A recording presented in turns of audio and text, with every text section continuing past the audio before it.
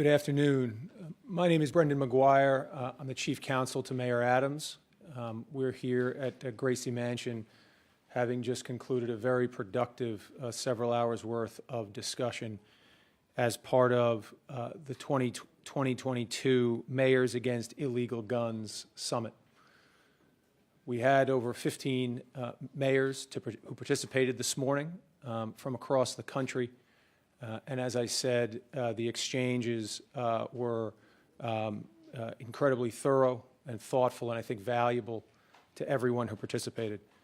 We're going to have several participants in the summit provide remarks here this afternoon. One of the essential partners for today's summit, and an organization that has also proven to be an invaluable ally to so many mayors and local leaders with respect to gun violence, is Everytown for Gun Safety. They are leading the fight in so many different ways in this area. So we're joined today, and we're going to hear from first Nick Saplina, who is the Senior Vice President for Law and Policy for Everytown.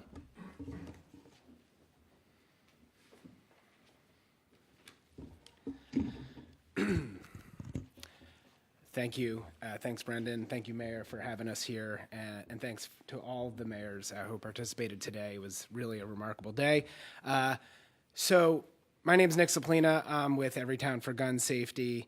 And I'm honored to be here today to speak clearly to the industry's role in gun violence in this country.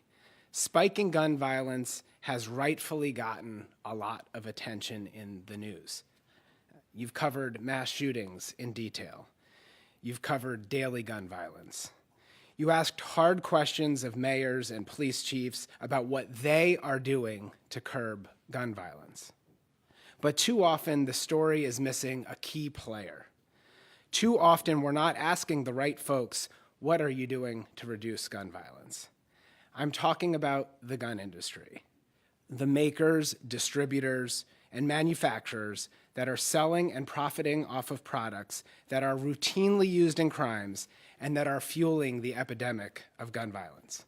What do I mean by routinely? Well, for example, between 2016 and 2020, over 1 million of the industry's products, firearms, were recovered by law enforcement in connection to a crime. But the gun industry would rather we not talk about that. But that's in fact what we did at the summit today. The gun industry would rather we not talk about how local comprehensive crime gun tracing can help identify problem dealers whose practices might be flooding our streets with illegal guns. But today, we did. The gun industry would rather we not talk about how responsible monitoring of their own supply chains could stop diversion of guns into illegal markets. But today, we did. In point of fact, the industry would prefer we not talk about them or their record profits. But today we discussed, and in a meaningful step towards accountability, revealed the top 5 gun manufacturers that are responsible for the most guns recovered in crimes in 12 of the cities participating here today. Here are the top lines. 5 gun manufacturers accounted for over half of all the recovered crime guns in these cities, led by, as you can see here, Glock, then Taurus, Smith & Wesson, Ruger, and Polymer 80, which is the country's largest manufacturer of ghost guns, showing that ghost guns are now topping the list. Collectively, these 5 manufacturers, just these 5, accounted for nearly 10,000 recovered crime guns in a single year, nearly 20,000 over 2 years. In 9 of the 12 cities that participated today, the top manufacturer of recovered crime guns was Glock. Each of these manufacturers saw increased recoveries from 2020 to 2021, but Polymer 80, the ghost gun manufacturer, experienced the biggest year-over-year increase, nearly a 50% jump. Today is just the start. With commitment from these mayors, we're going to analyze the data, and we're going to name names. And we hope those of you covering gun violence make a practice of doing the same. Because at every gun crime scene, there's a gun. And behind that gun is a company that is making a profit and that is making business decisions that is costing us lives. We at Everytown look forward to working with these mayors, this group, and expanding this group to finally hold the gun industry accountable for its role in gun violence. Thank you.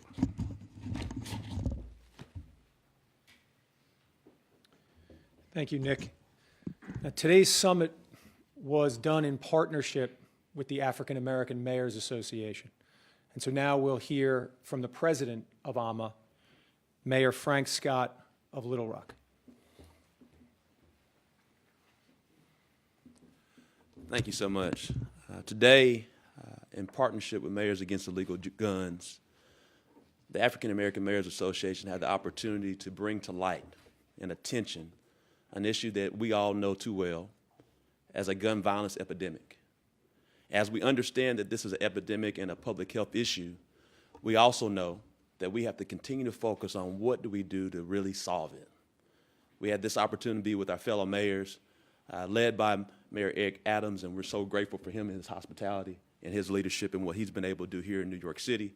But the fact of the matter is, each of us receive a phone call each and every day about a homicide dealing with gun violence and illegal guns. And the question is, because we're the ones calling the mothers, the fathers, the sisters, the brothers, we're the ones attending the funerals, we're the ones saying the prayers, but it's cold comfort until there's a true solution. And that's what the reason why we all met today, as we are all strategizing together, working together in a concerted effort to solve one of our nation's most crucial problems right now. And at this point today is as we charge forward together, as we go after the gun manufacturers, putting them on notice that we're here to address this issue that's plaguing our cities. Thank you so much.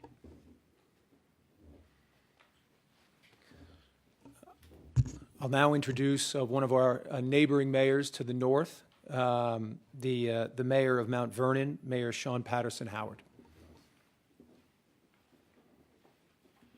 Good afternoon, everyone. I'm just really excited to be here today as one of the national co-chairs of Mayors Against Illegal Guns and the vice president of the African American Mayors Association. We have waited for this day to come together and have a very strategic and intentional conversation about addressing gun violence in our communities, as well as dealing with the manufacturers of these guns. And yes, this is the compilation of what we found in our communities. I had an unrelated press conference yesterday, and I spoke with the mother of Anthony Boyd, who was murdered in Mount Vernon in May of 2021. And she lives in Liberia, and she sent her son to live with his father and other family members here in the United States, here in New York, for a better opportunity and a chance. And she says, I cannot believe that my son died in New York, in America, the land of the free, the home of the brave, where there's great opportunity, when my community is only 20 years away from a civil war, where so many young people died. But this is what we're seeing. Because of the proliferation of illegal guns, crime guns that are in our community. These crime guns are killing our young people. They are readily available. In some neighborhoods, you can buy a gun as quickly as you can buy a loaf of bread. And when we're talking about black women, because I'm a black woman, I'm proud to be a black woman, 45% of black women who are being killed in America are being killed by gun violence. There are over 4.5 million women right now in this country who are alive who have been threatened with a gun, whether it's going to the store, whether it's coming from work, or whether it's in their own home by an intimate partner. And so the availability of guns is what drives gun violence, not just mental health, but the availability of guns. And this is something we have to address.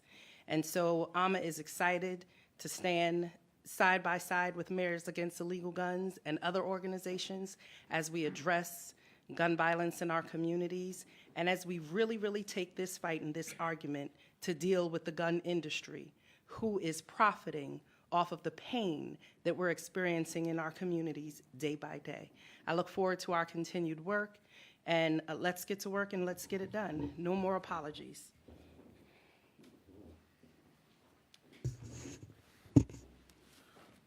We'll now hear from one of the key facilitators at today's summit, Mayor Quinton Lucas of Kansas City. Good afternoon to all of you. I think what you're seeing today from mayors is us declaring, finally, ultimately, that we are tired of reacting. We are tired of reacting to legislatures that aren't willing to do the work to stop gun violence.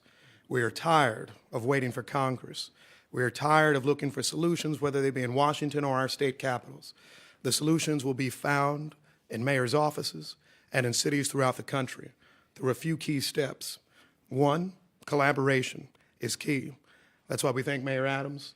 That's why we thank the entire team and set of mayors who are here today, because we know us working together, not just among mayors, but federal agencies, law enforcement, so many others, is key to solving this problem. Second is transparency. When you look at the list to my right, this is not us trying to just say something to call people out. What we're very simply saying is these are the facts. When somebody is killed, they are killed by someone who's using a Glock. They are killed by someone who's using this type of firearm. We shouldn't divorce these situations from each other.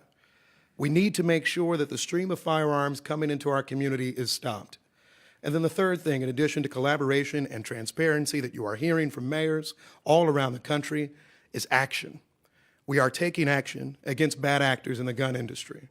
In my city, in New York City, in Baltimore, and others, we're suing those who are involved in illegal trafficking, those who are committing violations of our federal gun laws and state gun laws for that matter. We are making sure that they hear from all of us, and we are making sure that no matter how long the battle is, we will continue to wage it each and every day so our communities can be safer. We are tired of our hearts being broken, of our communities' hearts being broken by every different tragedy. And as you've seen around America, although many talk about big cities alone, it's not just us. It's small towns, it's suburban communities, it's parades that are interrupted by gun violence. Mayors today are saying no more. I'm proud to stand with these organizations. I'm proud to stand with Everytown, because we agree that being proactive, saying no more, taking action, and working together is the way that we can turn around this problem so that we no longer have statistics, not just like what Mayor Patterson Howard mentioned, but this statistic, which as a father breaks my heart, that the leading cause of death for our children is firearms. I don't want that country for my son. I don't want that city for my son. We have to do better, and I'm proud that we're committed to doing better. Thank you.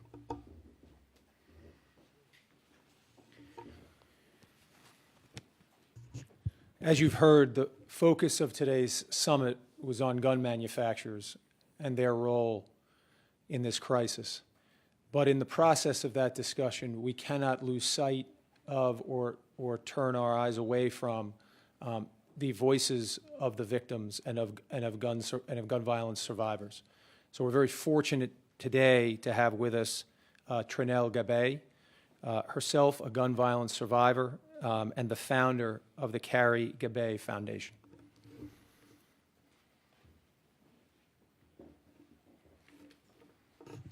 Good afternoon, everyone. My name is Trinell Gabbay, and I am a survivor of gun violence. On September 7, 2015, my husband, Carrie Gabbay, left our home to partake in a street festival called Juve, which is an annual celebration that happens Labor Day weekend in Brooklyn, New York. As he journeyed through the streets celebrating heritage, community, and camaraderie, two gang rivals began to have a shootout that resulted in hundreds of bullets fired, and my husband being the only victim, suffering a fatal gunshot wound to the head. Carrie fought for 9 days in the hospital, and the hardest decision that I had to make in my life was taking my husband off of life support because he was pronounced brain dead. Carrie Gabbay was assistant counsel to the New York governor's office at the time of his passing. What is ironic is Carrie drafted legislation on the New York SAFE Act, which set precedent as one of the toughest gun laws in this country in 2013. And yet his bright light was extinguished by guns. It'll be 6 years this September that I had to bury my husband at 37 years young. And though the wound and the trauma are enduring, my story is only one of nearly 400,000 gun violence victims in the past 10 years alone. I asked myself, what we've probably all asked ourselves as Americans, watching the mayhem unfold from the inside. When are we finally going to do something about it? It's time to strategically figure out this public health crisis once and for all. If we capitalize on this moment, it's possible to change the future today. Right now, we all stand at a crucial inflection point in our country as a nation. Do we as a people continue to participate and live in a country where anyone, anywhere can be apathetically killed by a gun and become a statistic? Or do we want the change that has been denied to the American people for almost 3 decades? It'll take action from leaders on all levels to put an end to our gun violence epidemic. And I'm grateful to be surrounded by mayors from across the country, including my mayor, Mayor Eric Adams, today who are leading the fight for the change our communities needs, and who gathered here today to strategize on how to hold the gun industry accountable for its role in our gun violence epidemic. Because for too long, they've been able to operate in the shadows and ignore the consequences of their actions. As a survivor of gun violence, I know there is so much more work to be done, and I'm grateful to be here today to see that in action.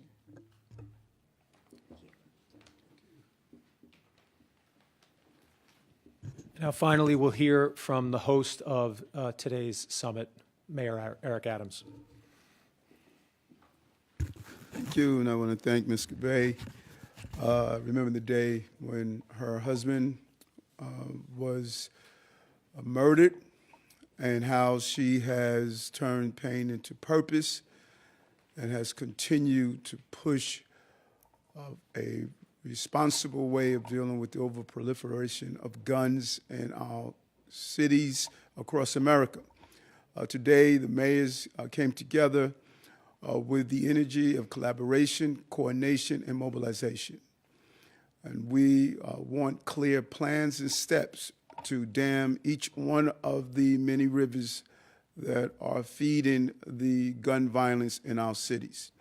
And it was not lost on us. It didn't matter if you were from a southern state, a northern state, the West Coast, or East Coast. There was the same issue facing us. Too many guns in the hands of too many people carrying out dangerous actions in our cities. All of us can exchange stories of speaking with family members and loved ones. Yesterday, leaving the crime scene of a 14-year-old child that was shot and speaking with his mother. We've heard those cries so often, over and over again.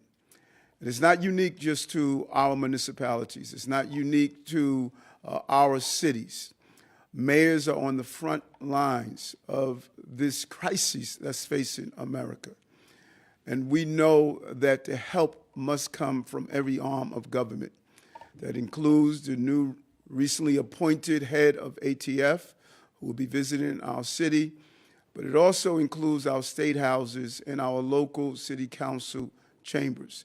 It's a collaboration of prosecutors, of judges, and every arm of the criminal justice system to deal with some of the immediate issues we're facing, but also to prevent some of the long-term impacts that are causing some of the violence and causing young people in particular to continue to participate in violence. We believe there are several dams that we must build. One, social media. Another hidden hand that is fueling much of the retaliatory violence and even some of the initial actions. Two, the $9 billion industry of gun manufacturers who have made a decision they're going to put profit over our public safety, and they have remained removed from the questions. They're no different than the cigarette manufacturers of yesteryears, who stated year after year, knowing their product produced a dangerous outcome, continued to lie and hide behind the facts. We are not going to allow that to happen anymore. Number three, which is just as important, We know that we have to share information. The transparency of data and information is something that we are agreeing on, and we're going to use our local municipalities to share the information of how a gun is born and how it dies and how people die in between. That sharing of information has been lost throughout the years.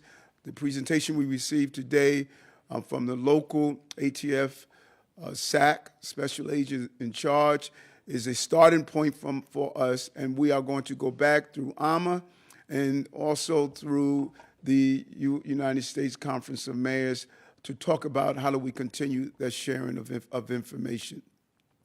We must have an all hands on deck moment. That's where we are. This epidemic of violence is sweeping our country, and in general is hurting every community, but specifically the users of guns and the victims of guns are overwhelmingly black and brown.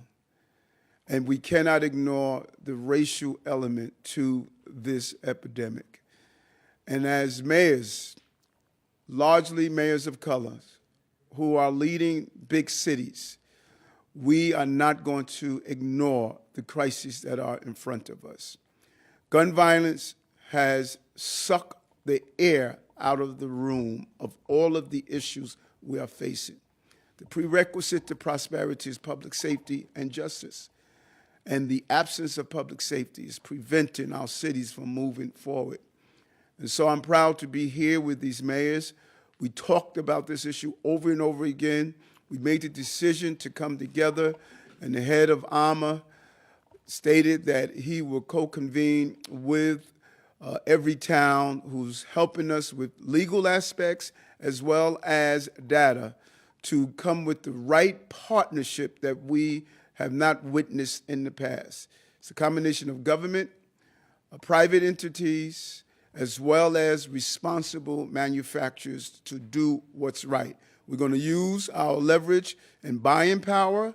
We're going to use our bully pulpit. We're going to use our legislative arms to attack this problem head on to address the issues of gun violence. Guns is a product. It's a consumer product. And that product is used for a particular task.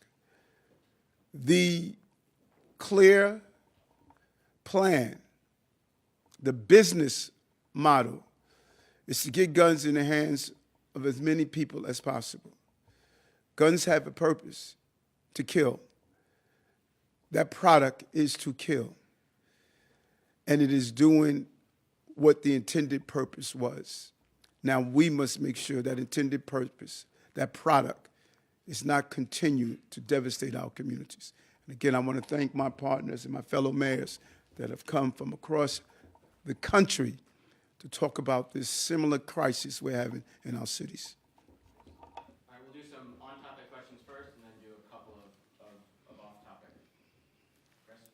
Thank you. Mr. Mayor, on the gun manufacturers that the focus of the meeting was about today, we're hearing, obviously, that a disproportionate number of the guns that are being found in the streets and crimes are coming from these companies.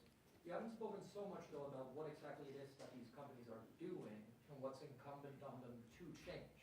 What are they doing wrong, or what are they not doing that's resulting in so many of their guns ending up on the street? That's a great question. One area we looked at is advertisement. One advertisement was on during Valentine's Day, and it alluded to actually using a gun in a domestic violence. We are looking at targeting. When you have a product, you have a sales and marketing team, and how do you sell that product? Do you focus on young people? Do you focus on particular groups? Do you focus on people who have mental health illnesses? So we're looking at how are you selling your product? What purpose, what advertisement, what is your focus group? Because as in any product, you look to see who are you going to sell that product to. And then technology. As was mentioned by one of the mayors, when iPhones were being stolen and people were taking the passcodes and the outrage came about, we are now able to disable those iPhones. Why are we preventing to allow technology to disable guns? Why are they standing in the way of that? And why not, they are not moving forward to put that technology in place? And so responsible manufacturers will create a product that responsible users can use. And this is not a movement to state responsible gun ownership should not happen. I own 3 guns. This is a movement dealing with illegal guns that are getting in the hands of those who are using them illegally. Anyone else want to? Yeah, I'll just briefly note, and a few things, some of the lawsuits that we filed in Kansas City, New York City, and Baltimore lay it out. There are several actions that industry actors are not taking that violate law. First is compliance with federal regulations, making sure that you're actually properly selling, reporting sales, et cetera, and doing necessary background checks. A number of producers actually aren't doing those sorts of things, sometimes even at the larger level. Another area relates to distribution. If you put something out into the market, making sure that it's going to good actors, not being used for other means, is something that's important. An example will be opioid litigation nationwide. You saw with that a number of cities, another number of jurisdictions actually, were able to file suit because those manufacturers were actually weren't making sure that they weren't going to bad actors, that they were going to pharmacies that were producing far more than they needed. Those types of things are part of it. And then finally, looking at public nuisance as a theory, the fact that a flood of guns, whether it be from a distributor or the initial manufacturer, can lead to certain harms within communities. That's something that we've had in court, surviving a motion to dismiss in my city, and we'll look forward to exploring that in more American cities along the way. And to follow up on that, and this is really for either of the mayors or the council, during the conversations today, was there any specific issue that, such as you just mentioned, where federal regulations are not being followed? Was there one issue that was zeroed in on as for potential for future legal action by either one of your cities or all of your cities? Was there? You know, I think just the list I laid out is some of that discussion. I think it's really all of the above, actually. I mean, so we met for 5 or 6 hours in connection with it. And so to say what the specific suit is, we have several of them so far. I think what we're looking at what we can do is how can we work in concert? How can we make sure that there is great pressure on the industry coming not just from a few cities, but from all of us saying that enough is enough? Yes, hi, Mr. Mayor. You talked about how, unfortunately, most of the victims are Black or brown Hispanics. I work for Univision, and our community is watching us every day and following all these incidents. I was wondering if any of your mayors has brought up an initiative that they might think would work here, that they have put in place there, where people who are Hispanic or African Americans have benefited from that, that you could You probably wanna touch on visit that? here. I think one of the things that we have to all understand when we're talking about gun violence, when individuals, particularly our youth and our young adults, are picking up the guns because there's a lack of hope. And so what you've seen across the nation, many of us mayors have utilized the American Rescue Plan Act dollars to focus on community violence reduction plans, whether that's hospital-based intervention, mental health, social services, things of that nature, to ensure that our youth are not picking up a gun and then taking a life. And most of the times what we're seeing, the crime, the gun violence is not the years of yesteryear, the mid-'90s. What we're seeing now is not as much gang activity, not even as much drug activity. Not to say that that does not happen. However, we're seeing more acquaintance violence when it comes to that situation, but also too a lack of development and that lack. You said acquaintance violence, and then what do you mean by that? Acquaintance violence is I know Mayor Eric Adams, and he owes me $20, and I go in the middle of a party and say, "You owe $20." He doesn't like that. He's embarrassed. He comes back, he shoots me in the head. I mean, that literally happens day in and day out across our nation's cities. It's really, unfortunately, that simple, but yet so complex. Social-economic component, you would say? Yes. Thank you so much. And I'll just add to that one, Mayor Scott from Baltimore. I think that what we were very clear about today is that it has to be a both-and approach, right? For us, we have to do all the things that my fellow Mayor Scott was mentioning on focusing in those communities. But when you're talking about this violence that has been in these communities for so long and has been exacerbated by the pandemic, we have to zero in. We have to know and use data to see who are the people through a focused deterrence model that are most likely to be the victim or the perpetrators of this violence, and focus on them in every way. That means getting them the resources they need that can change their life, but also being there on the other end to say, if you do not, we are not going to allow you to terrorize these communities that are overwhelmingly black and brown continuously, and working all together, law enforcement, all of our service providers, every arm of all of our city governments is the only way, because this is not the 1990s. This is not something that our police officers are going to just know that someone's going to be mad about someone stealing their girlfriend off Instagram and someone's going to shoot somebody. We have to deal with this on both ends of the spectrum, make sure that we find out where every gun came from and who used it and how they got it, so everybody from top to bottom can be held accountable. Emily, then Nolan. Mayor Adams, may I hear more about these information sharing efforts, what the buy-in is for our national database? And from anyone on a more personal note, I was struck by how you've become experts at gun violence and gun manufacturers. The personal toll of having to focus so much of your mayoralty on that rather than other issues. That's a great question, and we all we all share that. You know, I say over and over again that gun violence has sucked the oxygen out of the room.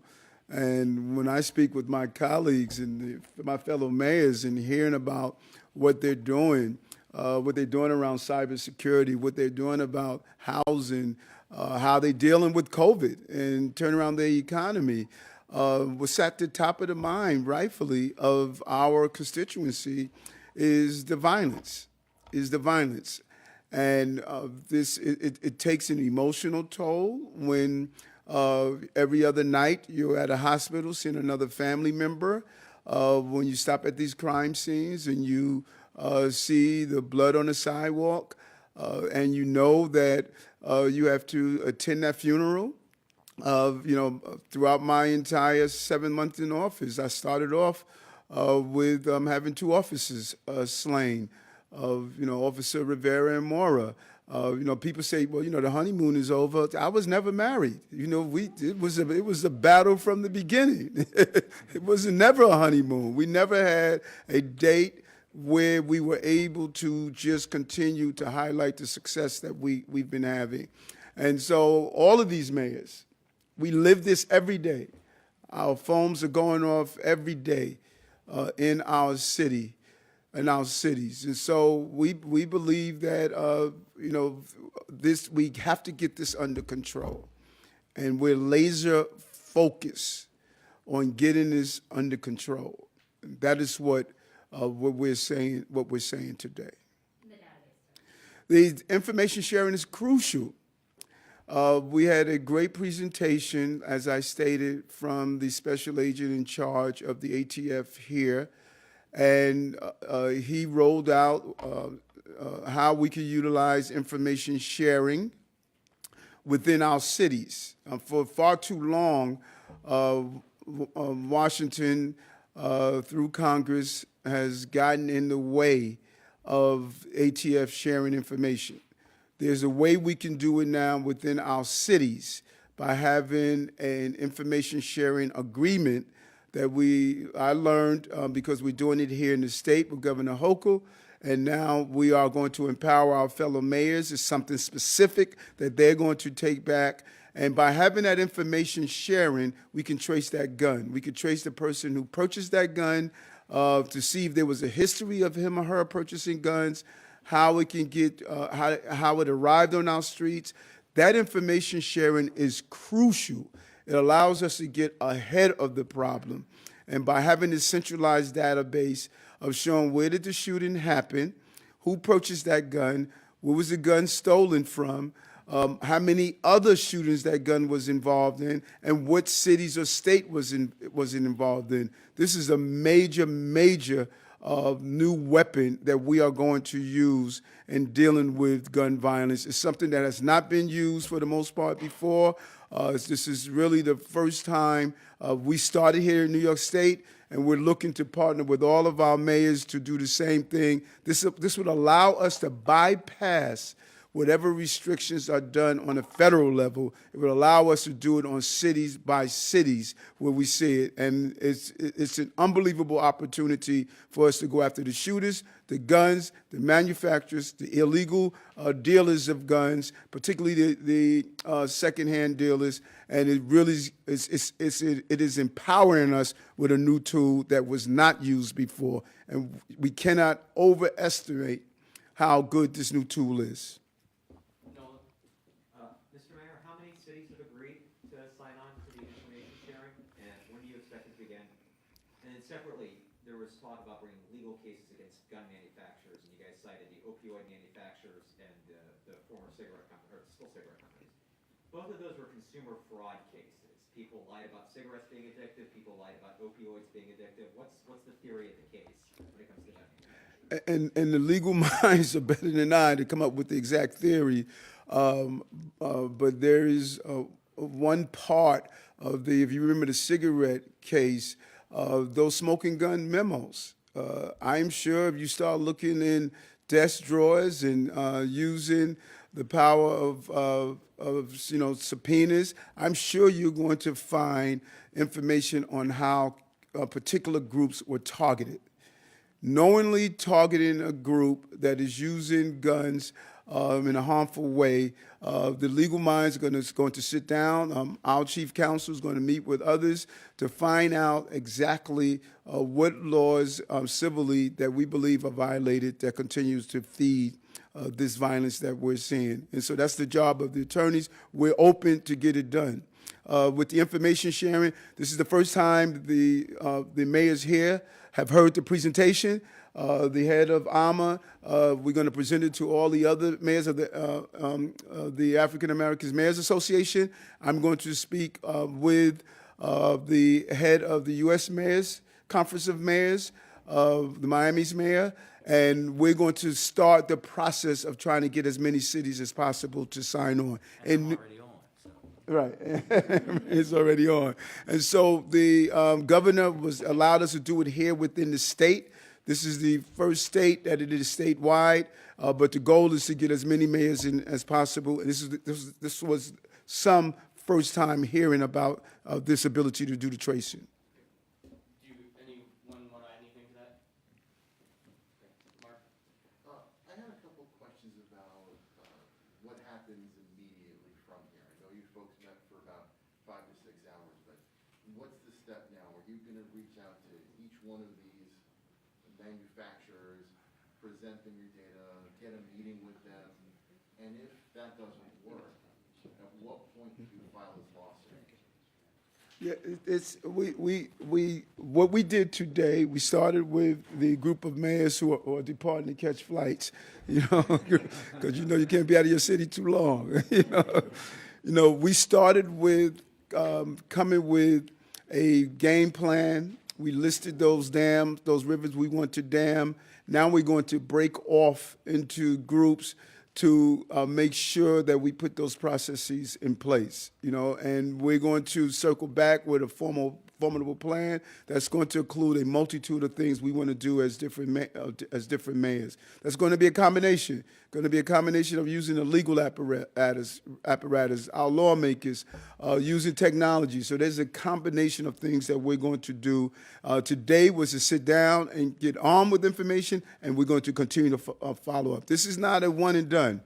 This is something that we're laser focused on. Does that involve talking to, for instance, Taurus sometime this week and saying, hey, listen, we all got together, we see how you're targeting, we see that your weapons are involved in, let's say, the 7-year-old that was shot on a street corner somewhere? Everything is on the table. Everything is on the table, and we're not leaving anything off the table. Any other on-topic questions? Just almost more specific drill on that question. You mentioned buying power. Obviously, NYPD, huge. Collectively, huge amounts of weaponry you all purchase as cities. Have you had conversations with Glock and Smith & Wesson, I believe, account for some weapons in some departments? We're not going to buy from you if these numbers Those are some of the things that came up today in the conversation. If you were to look at Topeka, Kansas, saying I'm not going to buy from you, people would be dismissive of that. But if you take all of our mayors of our large cities and start engaging in a conversation about our buying power, people are going to look closely at that. And those are part of the conversations we had today. Great, Nolan, go ahead. If I could follow up with the mayor of Baltimore, you spoke about already being on the system. Can you talk about what, if any, impact it's had, how many shootings you managed to utilize it with, if there have been any arrests or closures or prosecutions based off the information?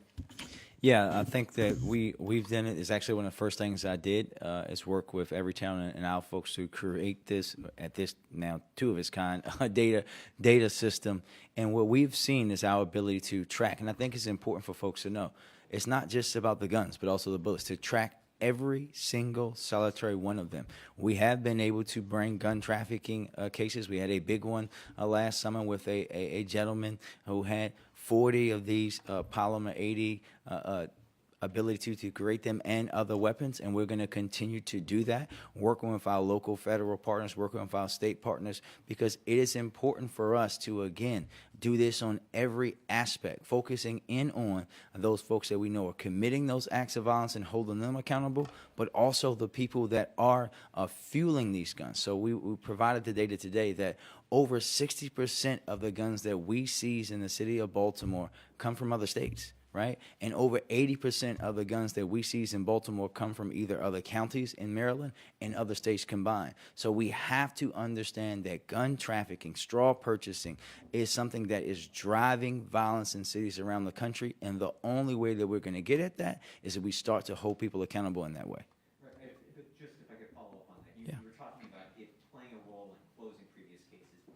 Did this information sharing arrangement with the city and with everything Absolutely. help close? How did it help close? So I'll give you, if you think about, not even just gun cases, when you think about folks that are being shot, right? We actually had a police officer shot, Officer Kiana Holly, and we're able to see that in that case there was two back-to-back murders where we know that the same gun was used. We knew that because we're able to trace that data. And when you're actually using the partnership to go through, in any cases, to go through and see that, oh, this weapon that was used in this shooting or this discharging is also related to this murder, is also related to this non-fatal shooting, it makes your case stronger that not just that individual to hold it, obviously is going to commit multiple acts of violence, but that, as we heard today and said today, that we got to go deeper. How did that gun get into this person's hands, and who did it come from?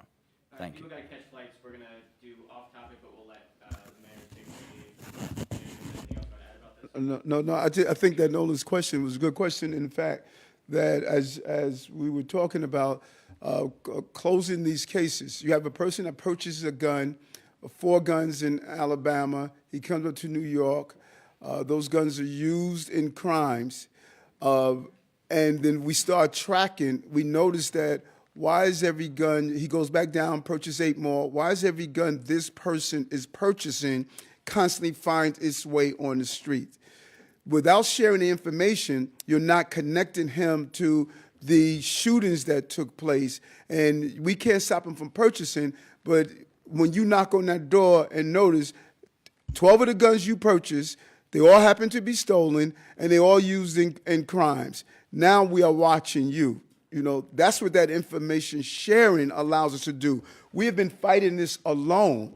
You know, we've been believing that, hey, my city is having a problem. Now, by us coming together, we're realizing that our cities are having a problem, and we're no longer fighting this alone in silos. So a cop in Baltimore will be able to get a serial number off of a gun, and separate from going to the ATF, to be able to punch it into a computer system there and be able to see if it's come up in any cases here. Like, how does this work? That is what this new weapon that we have, exactly what you just stated. Got a gun, was used in a homicide in the 4-4 precinct. We now would be able to trace the entire life of that gun, the ballistics, what shooting it was involved in, who purchased that gun, who else had that gun. So we are now going to be armed with information not only here in New York State, but with the information sharing agreement. That gun could have been used in Alabama. Now we can connect who purchased, where that gun was stolen from. We may find someone that purchased 4 guns. All of your guns were stolen from your car, the same report, the same things. Something is wrong. So this is the first time that we are going to have the ability of not having to wait on the ATF. We're now going to have the ability as mayors to share our information. Now, we want the ATF, but we are empowered now. We're no longer standing by waiting. And now that data that we get from that serial number is going, or that arrest that we make, is going to allow us to connect the entire life of that gun. That's a huge, huge weapon we now have in our arsenal. All right, we gotta let people go. Yes, yes. Thank you, thank you. Good to see you on.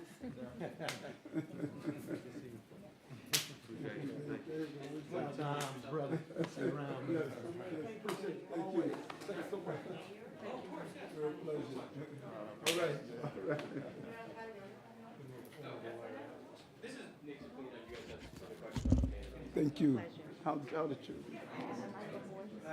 Okay. Good, good, good, good. Okay. Thank you. All right. Mwah. See you soon. All right, we got time for a couple of off-topic questions. Mark, I kind of have one more on topic. Yeah. break the rules, man. All right, I love it. So, I know you mentioned what these guns are a product. And if you have this product, what could you do to compel these gun manufacturers to not sell this product? Because even if they don't advertise, let's say that Valentine's Day advertisement kind of goes the way that the Joe Camel did when was the same. I remember that time. Great question. But you don't see those anymore. Right. So if there's no advertisements, you still have people that want a gun, they're going to go get a gun. So let's say you take those advertisements out, isn't that a drop in the bucket? And how do you get these gun manufacturers to not sell as many guns as they want?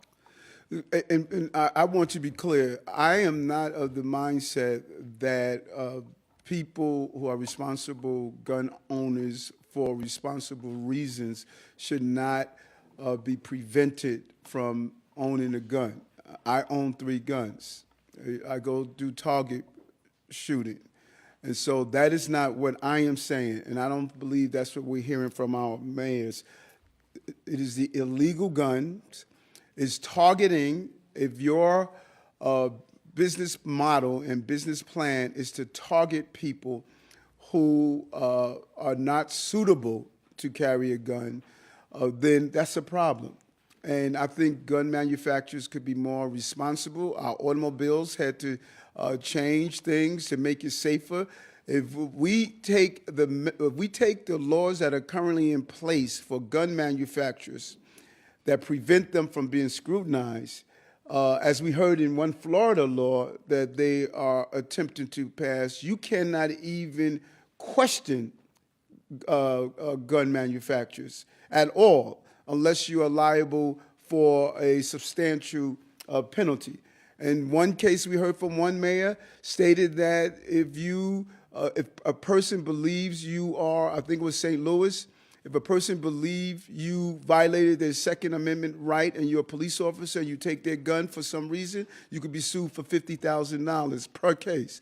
And so when you look at these different barriers to have responsible gun ownership, this is what we're going after. We're going after the irresponsible actions of putting illegal guns on our street. This is not a battle against responsible gun ownership. This is not what this battle is about. It is the overproliferation of illegal guns and the behaviors of manufacturers, and just everything has evolved in our country. But gun safety, that's the only thing that has not evolved. And if we would have used these same methods, we would still have Camel selling cigarettes. We would still say children should not wear seatbelts and car seats. We would still have all of these other products that were regulated. If we would have remained and didn't regulate those products, they would have been taking lives. We have not regulated guns in our country, which is remarkable when you think about it. Thank you, and I'm gonna ask one more on and this one's actually a little bit more for the chief counsel, if I could. Yes, yep. You were mentioning, there was a previous question mentioning consumer fraud as that being the area of law that was pursued in cigarette cases. Is there one specific area of law that you're thinking is most applicable in going after gun manufacturers? So the theory by which we initiated our recent lawsuit against 5 ghost gun manufacturers was under public nuisance theory. That is the legal theory. There's both a public nuisance statute. There's also a common law that has developed with respect to public nuisance. And what that essentially says is you can't create a set of conditions that are unhealthy to the public. And if you do so, you may be liable. And those have been used broadly in many different ways. They've been used with respect to many different types of conduct over history by local governments. So that is one of the tried and true paths. There may be other paths as well we're exploring. As the mayor has said, everything is on the table. But public nuisance right now forms the core of the strategy. That's the legal term of art, if that's what you're getting at. Thank you. And then off topic. We're hearing from sources in the city council that you and the council are looking to reverse some of those DOE cuts that made it into your original budget. Can you explain what's going on there? Or 250 million is what we're hearing is going to be restored. How did this come about? No, I think that's whomever told you that, or whoever's leaking of, I mean, you have a meeting nowadays, people are tweeting right from the meeting, Adrian and I have been talking since before the budget was passed. We have been talking. We have not stopped talking about this issue and some other issues around this. She's a great partner. There is no agreement thus far. If something happened while I was in this meeting, I'm not aware of it, and I think I'm the last person to say if there's an agreement or not. I've had fruitful conversations with the speaker about how do we deal with the crises that we're having in education around the decrease in enrollment and some other real financial crises. And so whatever we do, we have to keep that in mind. And these are tough decisions, but that's what is expected. I have to make tough decisions to make sure that as we deal with this economic crisis our city is facing, that we make the right decision. But to answer directly, as of this time, there is no deal that was made. And if a deal was made, because I know you've spoken about the fiscal reality of trying to reverse these cuts. If the cuts are reversed, what's going to be the consequence? What do you fear will happen from a fiscal perspective as a result? Everyone talks about these federal dollars, Chris. What they're not understanding, these federal dollars are going to run out. And so if the federal dollars run out and we keep pretending as though those federal dollars are always going to be there and we're not getting money from Albany, then all we're doing is trying to deny the reality that we're facing. And it goes, those federal COVID dollars are going to run out, but we even have a bigger problem because of our decrease in enrollment. The federal government may change the funding that we receive. And it may sound good as a good soundbite that people are making, but it would be irresponsible if I ignore the real crises we're having in school funding. And I can't do that because then I'm setting up our city for failure in the future. So we have to be smart. We have to make the right decisions. And it's not going to be the popular decisions, but we have to make the right financial decisions. Mr. Mayor, when it comes to the school funding discussions, is there, most of the attention's been focused on the give or take $200 million going directly to classrooms. Is there a red line for you? Is it no new money, or is it that money could be reallocated in the DOE budget to fill that $200 million gap, but then there would have to be cuts elsewhere in the department? Right. Good question. So here is what we have been talking about, we being City Hall, is that there are dollars that are out there that are restricted dollars that may say you could only use it on some particular program during COVID. You could only use it on COVID prevention. And so if there's a way to alleviate those restrictions and say that, you know what, you instead of only using it on COVID prevention, you could use it on an after-school program that you want. I think there's flexibility to do that. There are no new dollars. There are no new dollars. It's about relieving some of the restrictions on dollars that were allocated already, because principals are given funding to run their schools, and some of that funding is earmarked for a specific reason. And if we could come up with a way of saying, instead of you just having to use it on that specific reason, that you could use it for something else that you want to free you up, that's a conversation we could have. But if people are saying, are you going to fine $250 million? No, there's no $250 million to fine. All right, last question, Mark. I wanted to ask about crime in the city. When you look at the shooting numbers and the homicide numbers year to date, those are down. Yes. Burglaries are still way high, grand larcenies are way high, grand larceny autos are way high. Is there anything specific that you folks are doing to tackle those specific crimes? I know you have the neighborhood safety teams and you have the gun units and they're focused on getting guns. What about preventing those other violent crimes? Well, you know, I said it today. I don't know who. Somebody sent me an article that was written on this. You know, it's the mindset. Those crimes you're talking about. I think Commissioner Sewell did an amazing job of showing the duplication of the offenders.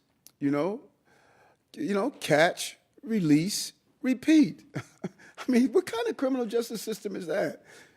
You make an arrest on Monday for grand larceny. The person is out on Tuesday. He does it again on Thursday. And it is as though why the numbers are going up, because the catch, release, repeat, these guys are saying this criminal justice system is a joke. I mean, they're saying we can do this as much as we want. You got some of these guys that are arrested over and over and over again. And so you have the police officer out there, you know, Officer John, I arrested him. Then Officer John is on his beat on Tuesday and he says, what are you doing out already? How do you fight against that? We are making the arrest. We are doing there's a relationship in this deal. The relationship is, hey, police officer, make arrest. Then the other relationship is prosecute. Judge, make the determination if someone should stay in or not. And laws, make sure people don't get out already. Like there's a relationship to public safety. And I'm saying that far too many people are not fulfilling their relationship. But we're going to continue to go after. John does a burglary, we're going to lock him up. John does a grand larceny, we're going to lock him up. We're going to continue to do our role, but everyone else must do their role. One last one. When you're briefed in the morning, as part of that briefing, do you also see how many people were released or rearrested for the same offense? That's what. Is that part of your? That's what the commissioner does. And you know what? We're going to continue, and I'm going to let you raise that. We're going to continue to highlight that. We're going to continue to highlight how many repeated offenders we have. Because I think that if I have one failure, I believe we failed out at, we failed to really show the public how much these laws and actions are hurting our public safety. People tend to believe, okay, grand larcenies have gone up. What are you doing about it, police commissioner? What are you doing about it, mayor? Because they don't realize how many arrests we're making in these areas and how many repeated offenders are going back out after we make arrests. I cannot articulate to you clear enough how there's a body of people in this city that do not take us seriously about crime fighting. They just feel as though you're telling us that breaking the law is a bad thing, but every time we do it, nothing happens to us. That's just, you can't run a city that way, and you can't have it where your criminal justice partners don't see the urgency on the ground that we're seeing. Everything, what we're doing, everything from illegal use of license plates to those who are repeated individuals who steal in stores, to the motorcycles that we're going after and the ATVs that are illegal. We're dealing with these quality of life issues. But hey, if I take that motorcycle or that ATV and crush it, and then you're able to get another one and do something dangerous, and there's no repercussion, it just sends the wrong message. We're sending the wrong message for those who want to do harm in our city. And it's just a small number. That's the strangest thing about it. We're not talking about the overwhelming number of New Yorkers are doing what's right. A small number of people have hijacked our city, but we're going to keep going after them. We're not going to give up. We're never going to become daunted. We're going to stay focused until everyone else catches up with us. Thank you.